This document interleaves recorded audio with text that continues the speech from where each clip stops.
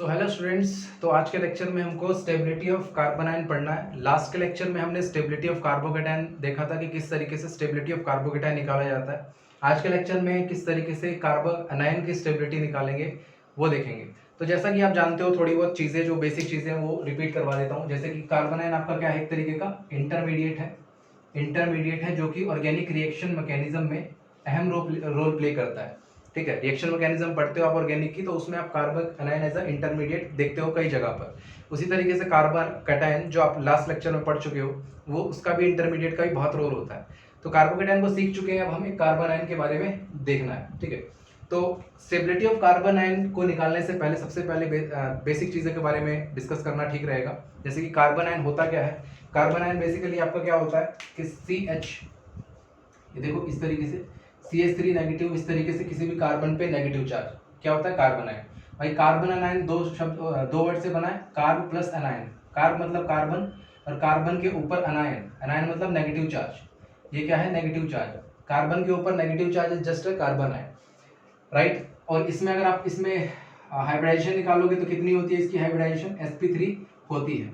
और एक सवाल और होता है इसमें कि क्या कार्बन आयन की हाइब्रिडाइजेशन हमेशा sp3 ही रहेगी या आपका वेरी कर सकता है।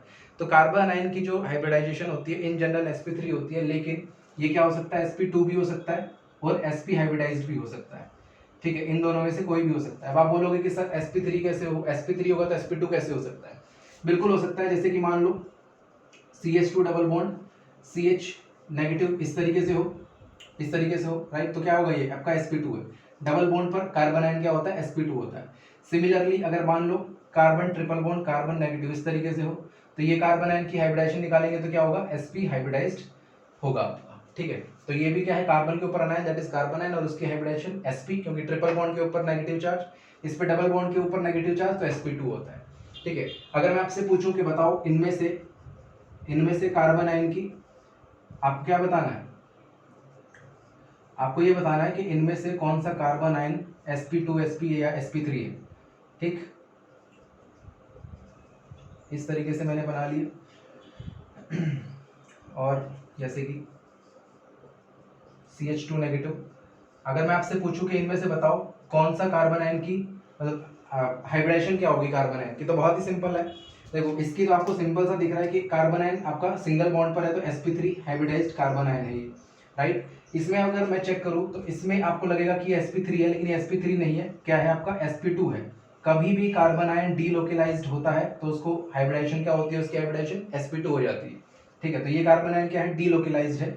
डीलोकलाइज्ड का मतलब घूमना फिरना, डीलोकलाइज्ड, ठीक है, घूम फिर रहा है वो। उसी तरीके से लोकलाइज्ड होगा, जैसे लोकलाइज्ड कार्बन आयन ये है नेगेटिव चार्ज, लोकलाइज्ड है। लोकलाइज्ड मतलब एक ही जगह पर है, ठीक है, लोकेलिटी जहाँ पर आप रहते हो, एक ही जगह रहते हो ना, तो क्या होता है वहीं पे एक जगह पर है। लेकिन डीलोकलाइज्ड का मतलब वो इधर उधर घूम रहा है। तो नेगेटिव चार्ज जब डबल बॉन्ड पे होगा तो sp2, या डीलोकलाइज्ड होगा तो sp2। उसी तरीके से ये sp2 वाला होगा क्योंकि ये डीलोकलाइज्ड है, तो ये भी क्या होगा, sp2 होगा। उसी तरीके से इसमें चेक करोगे, ये आपका क्या है, ये देखो ये भी क्या है, डीलोकलाइज्ड है, तो ये भी क्या होगा आपका कार्बन आयन sp2 ही होगा। ठीक है, तो इस तरीके से सिंपल तरीके से sp2 sp3 या sp कार्बन आयन इजीली निकाल सकते हो। अब बात करते हैं इसकी स्टेबिलिटी की। तो देखो स्टेबिलिटी पर आप इसको नोट करना चाहे तो नोट कर सकते हैं। अगर स्टेबिलिटी की बात करें, इसको रब करते हैं। स्टेबिलिटी में कुछ फैक्टर्स हैं जो कि मैंने आपको कार्बोकेटाइन में भी बताए थे, इसमें भी उसी तरीके से आपको चेक करना है। चेक कैसे करना है वो देखते हैं। सबसे पहले क्या चेक करोगे, जो कार्बन आयन की स्टेबिलिटी है ना, कार्बन आयन की जो स्टेबिलिटी है, स्टेबिलिटी ऑफ, फर्स्ट पॉइंट डालेंगे, स्टेबिलिटी ऑफ जो कार्बन आयन है, स्टेबिलिटी ऑफ कार्बन आयन जो है वो directly proportional two electron withdrawing group हो। इलेक्ट्रॉन विड्रॉइंग ग्रुप, अगर आपको याद हो स्टेबिलिटी ऑफ कार्बोकेटाइन, तो वो इलेक्ट्रॉन रिलीजिंग ग्रुप पे डिपेंड करता था। मतलब इलेक्ट्रॉन रिलीजिंग ग्रुप अगर कार्बोकेटाइन में है तो कार्बोकेटाइन की स्टेबिलिटी इंक्रीज करेगी, लेकिन अगर electron withdrawing group carbon ion में है तो वो स्टेबिलिटी को इंक्रीज करेगी। अब इसके एग्जांपल्स अभी धीरे धीरे पढ़ेंगे, पहले पॉइंट्स देख लेते हैं किस तरीके से आपको देखना होता है। उसके बाद जो स्टेबिलिटी ऑफ कार्बन आयन है वो डीलोकलाइजेशन पर भी डिपेंड करता है। मतलब जितना कार्बन आयन डीलोकलाइज होगा उतनी ही ज्यादा स्टेबिलिटी ऑफ कार्बन आयन होगा। फॉर एग्जांपल जैसे मैं लूं, जैसे कि मान लो CH3 CH2 नेगेटिव ये ले लेता हूं, और उसी तरीके से मैं या इसको थोड़ा और बेहतर बनाता हूँ क्वेश्चन को, CH2 नेगेटिव। अब आप यहाँ देखोगे और ये A ले लेता हूँ, इसको B ले लेता हूँ, CH3 या CH2 CH2 नेगेटिव, राइट। अब आप एक चीज देखोगे यहाँ पर, ये वाला कार्बन आयन डीलोकलाइज्ड नहीं है। यहाँ पर देखोगे डीलोकलाइज के लिए क्या होता है, ऑल्टरनेट सिंगल डबल बॉन्ड होते हैं, तो यहाँ पर सिंगल है, यहाँ पर भी सिंगल है, तो ये डीलोकलाइज नहीं है। उसी तरीके से लेकिन इसमें देखोगे, ये देखो यहाँ पर ये इधर और ये वाला इधर, मतलब ये डीलोकलाइज्ड है, डीलोकलाइज्ड कार्बन आयन। तो जितना ज्यादा डीलोकलाइजेशन होगा उतना ही ज्यादा स्टेबिलिटी होगी कार्बन आयन की, ठीक है। तो इसमें क्या है आपका, स्टेबिलिटी किसकी ज्यादा है, ए और बी में से बी की स्टेबिलिटी ज्यादा है ड्यू टू डीलोकलाइजेशन। अब तीसरा फैक्टर अगर मैं बात करूं, तीसरे फैक्टर में आपका इलेक्ट्रोनेगेटिविटी। इलेक्ट्रोनेगेटिविटी, अब देखो इलेक्ट्रोनेगेटिविटी का क्या मतलब है, sp sp2 और sp3। अगर मैं बात करूं परसेंटेज एस करेक्टर, देखो परसेंटेज एस करेक्टर जैसे जैसे बढ़ेगा, मतलब कि मान लो ये न्यूक्लियस है आपका, यहाँ पर आपका s ऑर्बिटल होता है, यहाँ आपका p ऑर्बिटल होता है, यहाँ पर आपका d ऑर्बिटल होगा, इस तरीके से। अगर जैसे जैसे परसेंटेज s करेक्टर बढ़ेगा, मतलब जो इलेक्ट्रॉन है वो s की तरफ ज्यादा क्या हो रहे हैं, इंक्लाइंड हो रहे हैं, s में ज्यादा घुस रहे हैं, तो मतलब p को छोड़कर, भाई s अगर बढ़ेगा, इसमें 50% s है, इसमें s करेक्टर कितना है, इसमें परसेंटेज p 50-50 होगा। अब इसमें s करेक्टर क्या कम हो गया 33.3%, तो इसमें कितना होगा p करेक्टर 66.6, इसमें कितना होगा आपका 25% s करेक्टर होगा, तो इसमें 75% होगा। अब मैं बात करूं इसकी, तो इधर से देखो s करेक्टर जो है, s करेक्टर 25 है और p करेक्टर कितना है 75, मतलब sp3 में p करेक्टर ज्यादा है, मतलब इलेक्ट्रॉन कहीं p के आजू बाजू घूम रहा होगा। जैसे जैसे आपका s करेक्टर बढ़ने लगा, देखो 33.3 हो गया, ये p करेक्टर घट गया, मतलब वो किसकी तरफ शिफ्ट हो रहा है, इसकी तरफ शिफ्ट हो रहा है। नेक्स्ट में क्या है 50%, 50-50 है, मतलब वो कुछ s के ज्यादा नजदीक आ गया। अब जैसे ही वो s के नजदीक आया, जैसे ही आपका इलेक्ट्रॉन या फिर जो आपका इलेक्ट्रॉन है वो s के नजदीक आया, यहाँ पर न्यूक्लियस बैठा है, न्यूक्लियस क्या लेकर बैठा है, पॉजिटिव चार्ज लेकर बैठा है। अब जैसे ही पॉजिटिव चार्ज उसको दिखेगा इलेक्ट्रॉन को, वो क्या करेगा, वो अपने पॉजिटिव चार्ज को, या फिर यूं कह लो पॉजिटिव चार्ज नेगेटिव चार्ज को अपनी तरफ खींचने की कोशिश करेगा, और अगर ये खींचने की कोशिश करेगा तो कहीं ना कहीं इलेक्ट्रॉन एक्टिविटी बढ़ जाती है। इलेक्ट्रॉन एक्टिविटी होती ही तो यही है, इसमें इलेक्ट्रॉन क्या होता है, न्यूक्लियस के ज्यादा करीब आ जाता है, that is the electron activity. तो जैसे जैसे एस करेक्टर बढ़ेगा, आपकी न्यूक्लियस जो आपकी जेड इफेक्टिव बोल सकते हो वो बढ़ेगा, और जैसे जैसे जेड इफेक्टिव बढ़ेगा इलेक्ट्रॉन एक्टिविटी बढ़ेगी, नेगेटिव चार्ज जो होगा वो स्टेबलाइज करेगा। तो sp2 और sp3 की बात करें तो आपका क्या ऑर्डर होता है, ये होता है आपका कार्बन आयन की स्टेबिलिटी का, ठीक। कार्बन आयन की यहाँ पे डायरेक्टली लिख देता हूँ, कार्बन आयन स्टेबिलिटी जो होगी इस पर डिपेंड करेगी। जैसे जैसे एस करेक्टर बढ़ेगा, अपना इलेक्ट्रॉन जो है न्यूक्लियस के पास ज्यादा तरफ शिफ्ट होगा, ठीक है। इस तरीके से आप चेक कर सकते हो। अब फोर्थ पॉइंट जो होता है, फोर्थ पॉइंट करने के लिए मैं क्या करूं, यहीं पे इसको फर्स्ट हटाता हूं मैं। फोर्थ पॉइंट को देखने के लिए मैं क्या करता हूं, देखो 1 degree 2 degree and 3 degree carbon ion की स्टेबिलिटी होती है, स्टेबिलिटी ऑफ कार्बन आयन। देखो कैसे, इसको मैं समझाता हूं अच्छी तरीके से, इसको नोट करो, फिर मैं ये पॉइंट इसको रब करके इसको समझाता हूं। देखो अगर मैं बात करूं स्टेबिलिटी ऑफ कार्बन आयन में 1 डिग्री 2 डिग्री और 3 डिग्री में, तो आपको सिंपली मैं ये बताऊं, CH3 CH2 नेगेटिव बनेगा, यहाँ पर CH3 CH नेगेटिव CH3 इस तरीके से बनेगा, या फिर यहाँ पर CH3 और नेगेटिव इस तरीके से बनेगा। अब एक चीज चेक करोगे आप कि यहाँ पर क्या चेक करोगे,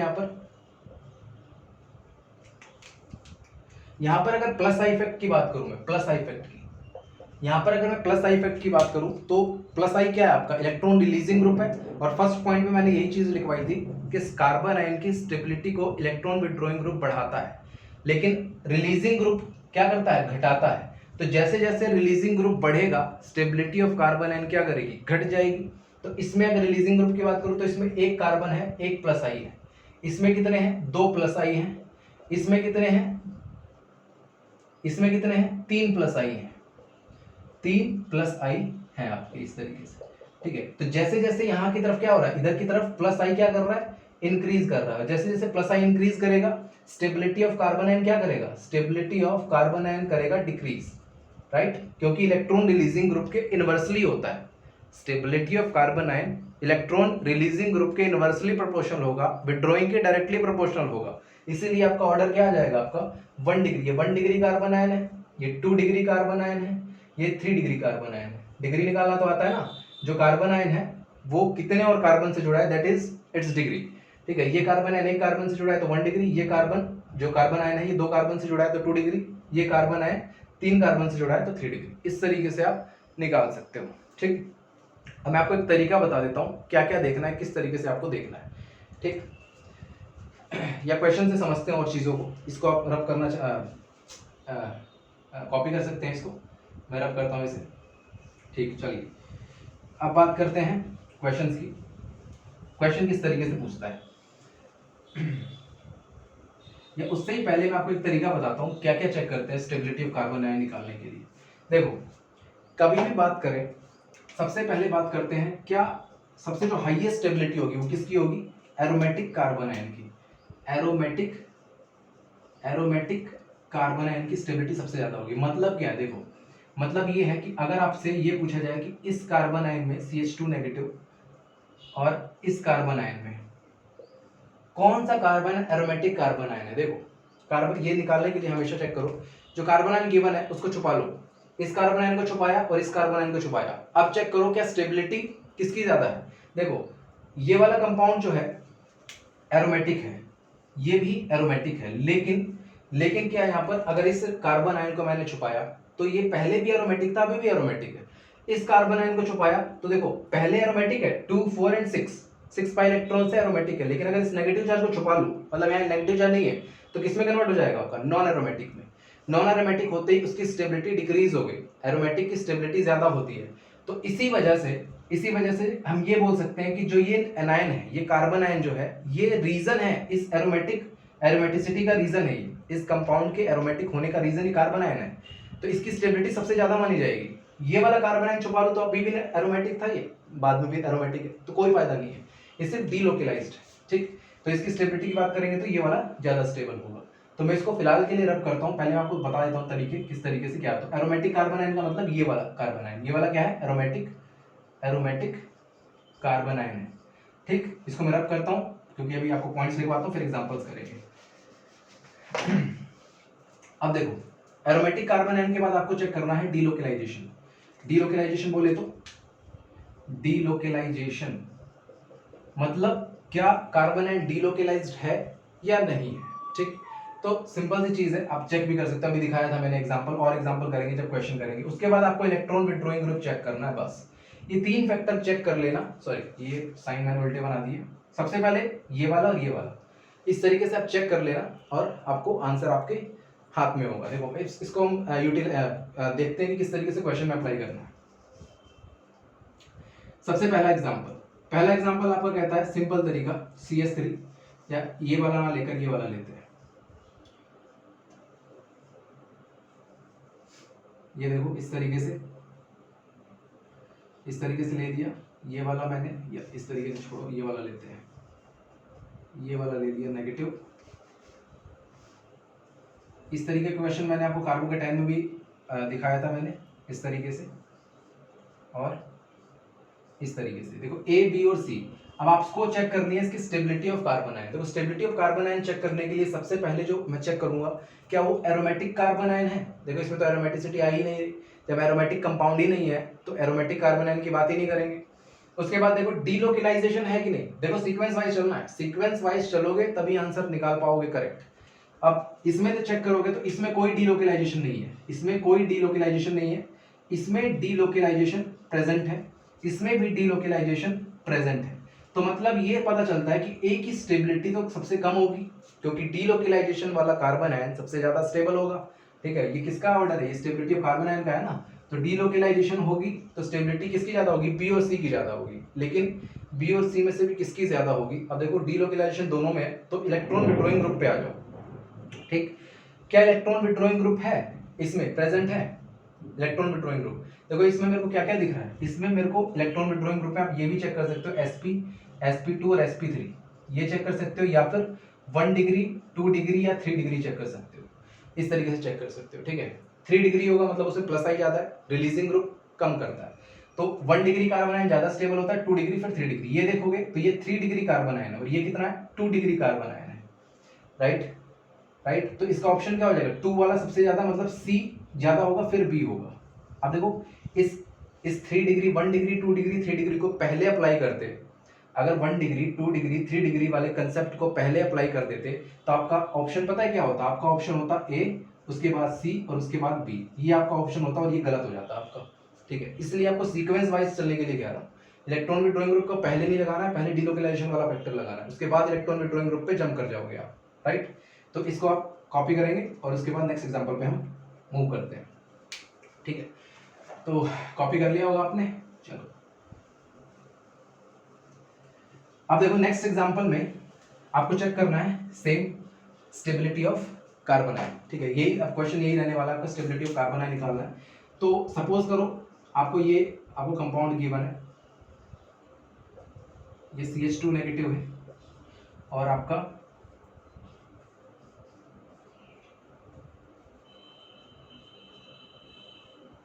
ये है और आपका ये है।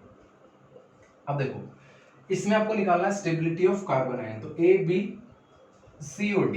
अब कैसे निकालोगे, निकालने के लिए सबसे पहला जो चीज सिखाई है मैंने, एरोमेटिक कार्बन आयन है क्या, उसकी स्टेबिलिटी सबसे ज्यादा, तो मुझे दिखेगा कि यार ये वाला जो है, ये वाला मुझे दिखेगा 2 और 2 4 इलेक्ट्रॉन है इसके पास, 4 इलेक्ट्रॉन से समझ आता है कि ये एंटी एरोमेटिक है, मुझे ये समझ में आता है। अब इससे मुझे समझ में आता है कि भाई इस नेगेटिव चार्ज को अगर मैं हटा लूं, इस कार्बन आयन को अगर मैं छुपा लूं, तो यहाँ पर ये अभी भी एरोमेटिक है ये रिंग, और इसको लगाने के बाद भी एरोमेटिक है, मतलब ये समझ आता है कि ये वाला क्या है, डीलोकेलाइज्ड है, ये वाला डीलोकेलाइज्ड है, ठीक। अब इसमें देखूंगा तो इसमें गिनूंगा तो 2 4 6 और 2 8, 8 पाई इलेक्ट्रॉन्स है, और 8 पाई इलेक्ट्रॉन से मुझे ये समझ में आता है कि जितने भी 4 के मल्टीपल होते हैं इलेक्ट्रॉन्स, पाई इलेक्ट्रॉन जितने भी आपके 4 के मल्टीपल्स होते हैं वो क्या होते हैं, एंटी एरोमेटिक होते हैं, जैसे कि फर्स्ट वाला था। डी वाले में देखोगे तो इसमें 2 2 4 और 2 6, इसमें मेरे को 6 पाई इलेक्ट्रॉन मिलेंगे, और मुझसे ये समझ में आता है कि भाई 6 पाई इलेक्ट्रॉन में हमें एरोमेटिक बना दिया जाता है इसको, ठीक। अब देखो ये नेगेटिव चार्ज है, ये डीलोकेलाइज्ड है, लेकिन अगर इसको नेगेटिव चार्ज हटा लूं तो ये अब एरोमेटिक नहीं रहेगा, मतलब ये वाला कंपाउंड वो वाला है जिसके पास नेगेटिव चार्ज की वजह से एरोमेटिसिटी आ रही है, मतलब जो एरोमेटिक कार्बन है only this is the only aromatic carbon ion, right. तो डी वाले की स्टेबिलिटी सबसे ज्यादा हो जाएगी, ठीक है। उसके बाद एंटी एरोमेटिक, देखो अनसैचुरेशन में anti aromatic are the least stable compound, ठीक है। अनसैचुरेशन में aromatic are the most stable compound, ठीक है।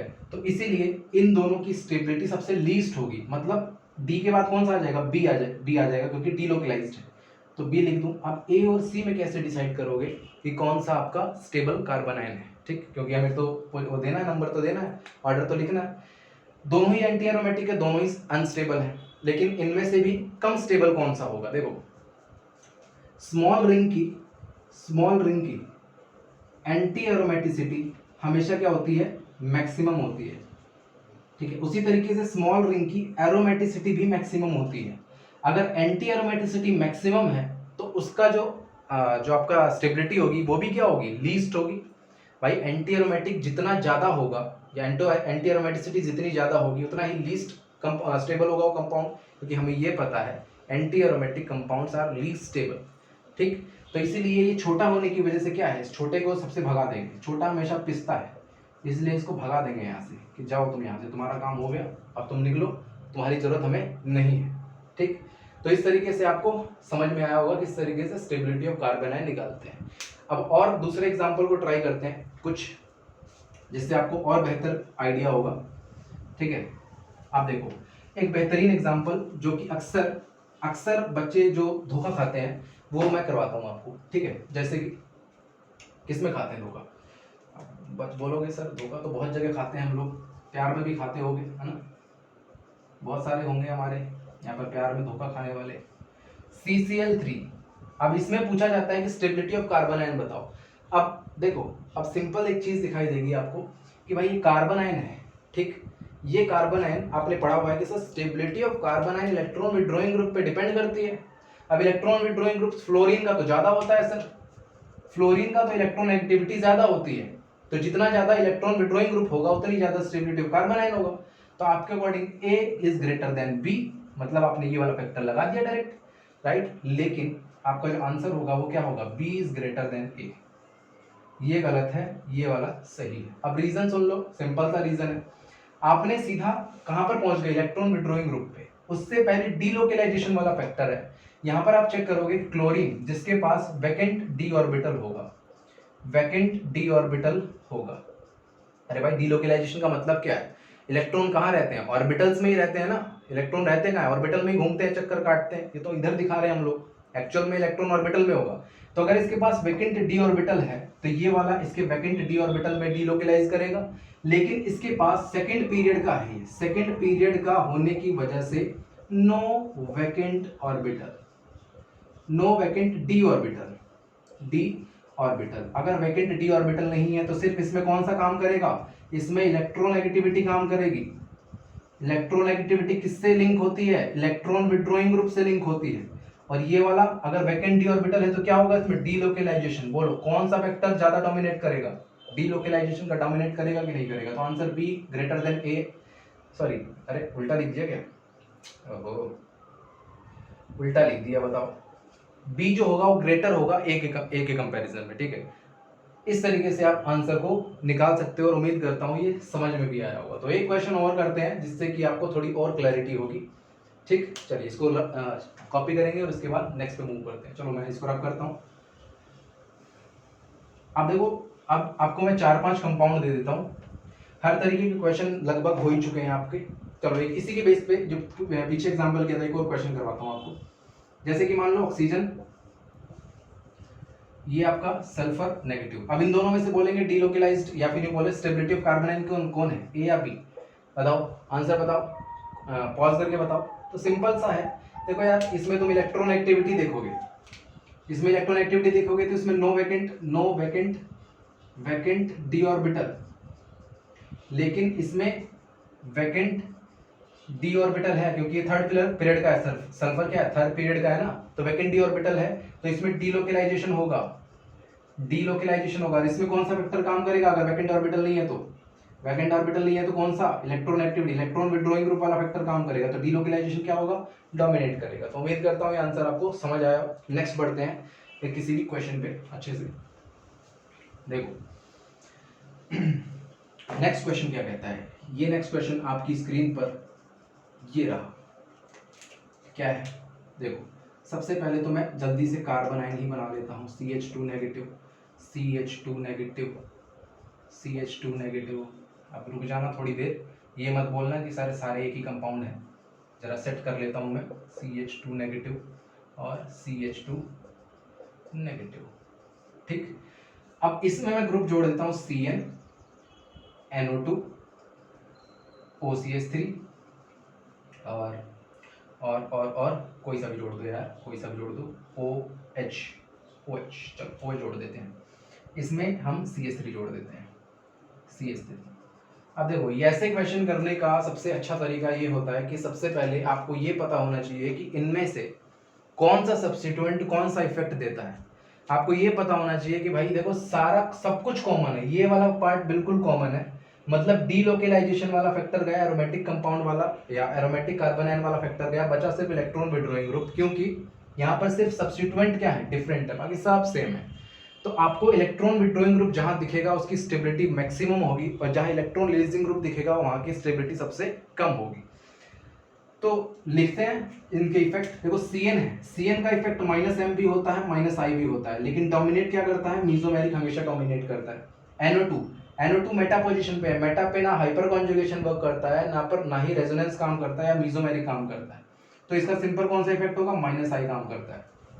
OCH3 इसके पास लोन पेयर है डीलोकेलाइजेशन में, तो इसका +M करेंगे और -I भी होता है लेकिन डोमिनेट +M करेगा, क्योंकि मीसोमेरिक इफेक्ट आपके डोमिनेट करते हैं इंडक्टिव पे।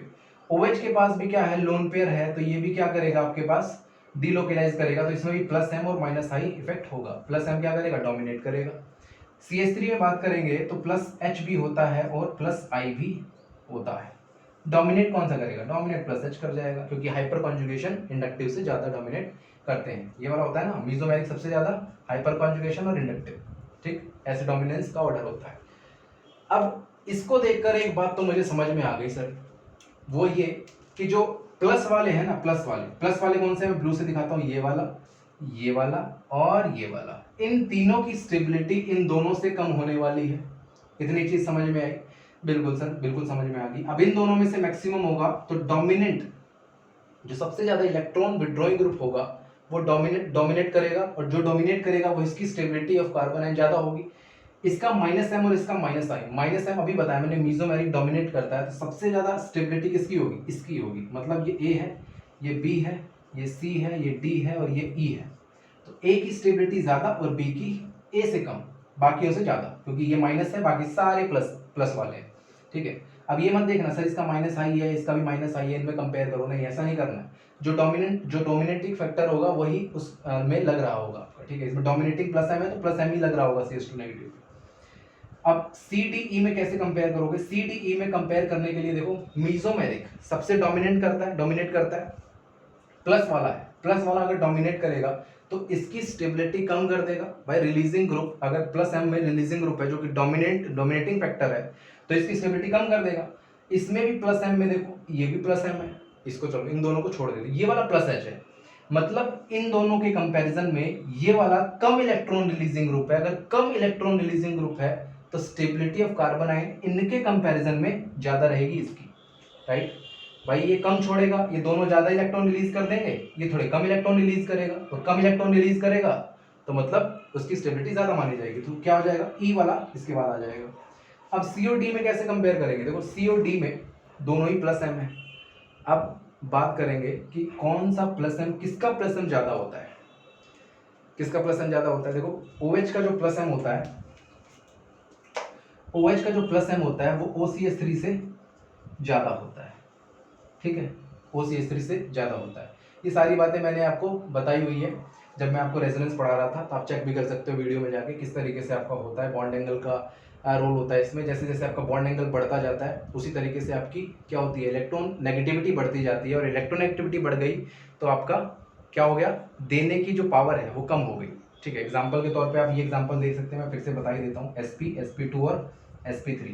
अगर आप चेक करोगे CH3 जो है, भले ही प्लस आई हो इसका, लेकिन इनके बीच का जो बॉन्ड एंगल होगा वो ज्यादा होगा, और ज्यादा होने से इलेक्ट्रोनेगेटिविटी ज्यादा होगी। देखो s करेक्टर sp में 50% s करेक्टर है कि नहीं है, ठीक है, और इसमें क्या है 180 डिग्री एंगल होता है, लीनियर होता है, इसमें 120 डिग्री एंगल होता है, इसमें कितना होता है 109। तो जैसे जैसे इधर की तरफ बॉन्ड एंगल बढ़ रहा है, मतलब कि यहाँ पर इलेक्ट्रोनेगेटिविटी बढ़ रही है, 50% एस करेक्टर आ गया ना भाई, जिसमें एस करेक्टर ज्यादा होगा वो न्यूक्लियस के ज्यादा करीब होगा, जो न्यूक्लियस के ज्यादा करीब होगा उसकी इलेक्ट्रोनेगेटिविटी ज्यादा होगी, और बॉन्ड एंगल भी ज्यादा होगा। मतलब बॉन्ड एंगल ज्यादा होगा तो इलेक्ट्रोनेगेटिविटी ज्यादा बोल लो, ऐसे बोल सकते हो, ठीक है।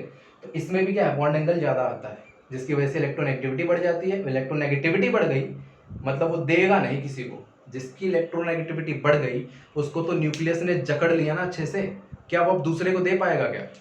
इन दोनों में आराम से चल रही है बॉन्डिंग, अच्छी खासी चल रही है कि नहीं, मैं न्यूक्लियस कह रहा है इलेक्ट्रॉन को मैं तुझे नहीं छोड़ूंगा, इलेक्ट्रॉन कह रहा है न्यूक्लियस को मैं तुझे नहीं छोड़ूंगा। अब तीसरा वेट कर रहा है कि कब आके मुझे इससे इलेक्ट्रॉन मिलेंगे, पर न्यूक्लियस तो छोड़ नहीं रहा है उसको, राइट। तो इलेक्ट्रोनेगेटिविटी जैसे जैसे बढ़ गई, इलेक्ट्रोनेगेटिविटी बढ़ गई, आपका न्यूक्लियस के ज्यादा करीब चला गया और तीसरा आदमी कुछ नहीं मिला उसको, ठीक। तो इसका बॉन्ड एंगल ज्यादा, इलेक्ट्रोनेगेटिविटी ज्यादा, देने की क्षमता कम, तो ये इलेक्ट्रॉन जल्दी से रिलीज नहीं करेगा, क्योंकि इसके इलेक्ट्रॉन किसके पास होंगे, न्यूक्लियस ने पकड़ के रखे होंगे उसको, ठीक है। तो प्लस m क्या होगा, इसका ज्यादा होगा, तो इसका प्लस m ज्यादा होगा तो इसकी स्टेबिलिटी क्या होगी, कम होगी, ज्यादा रिलीज कर देगा ना, हमें तो चाहिए विड्रॉइंग ग्रुप, लेकिन तो ज्यादा रिलीज कर देगा। तो सबसे पहले कौन आएगा, C आएगा, उसके बाद आएगा C और उसके बाद आएगा D, तो ये आपका ऑर्डर हो जाएगा, ठीक। इस तरीके से आप बहुत से क्वेश्चंस कर सकते हो स्टेबिलिटी ऑफ कार्बन आयन के। तो उम्मीद करता हूँ ये आपको चीज़ें समझ में आई हो, अगर समझ में आई है तो लाइक कीजिए, सब्सक्राइब कीजिए और दोस्तों के साथ शेयर जरूर करिए, ठीक है। इसी तरीके से और भी वीडियोस आपके लिए आती रहेंगी। अभी ये चीज़ आपको समझ में आई होगी, ठीक है। नेक्स्ट वीडियो में हम बात करेंगे और डिफरेंट टॉपिक्स की, तब तक के लिए धन्यवाद।